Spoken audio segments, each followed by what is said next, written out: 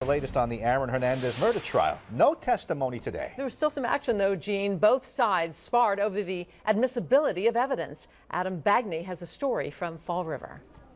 Well, the stand may have been empty, but there was still plenty to argue about here this morning, all of it having to do with phone calls from jail. The Aaron Hernandez murder trial continued today, but missing many of the key players. Just 4 attorneys instead of 6, an empty bench for the victim's family, and a jury box with no jurors. Instead, Judge Susan Garsh heard arguments over the admissibility of phone calls made by the defendant and alleged co-conspirator Ernest Wallace from jail. Prosecutors say the conversations show Hernandez sought silence from Tanya Singleton, his cousin, who instead of testifying pled guilty to perjury. He's engaged in every scheme possible to ensure her silence. They also say Hernandez asked his fiancée about his clothing in an attempt to conceal the crime. It is all about covering up the homicide, the murder of Odin Lloyd. And Ms.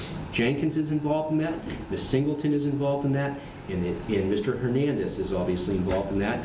But the defense claims the meaning of the conversations is speculative, and even if it wasn't, their admission would be too prejudicial to be fair. This is an excellent example of the danger of confusion, misleading, and speculation that will occur if a conversation like this is placed before the jury, and we would move that it be excluded. In the end, Judge Susan Garsh agreed with both sides, saying some of the conversations will be allowed.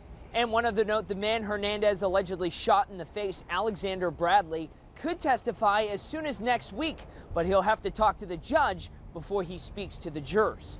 In Fall River, I'm Adam Bagney, NBC 10 News.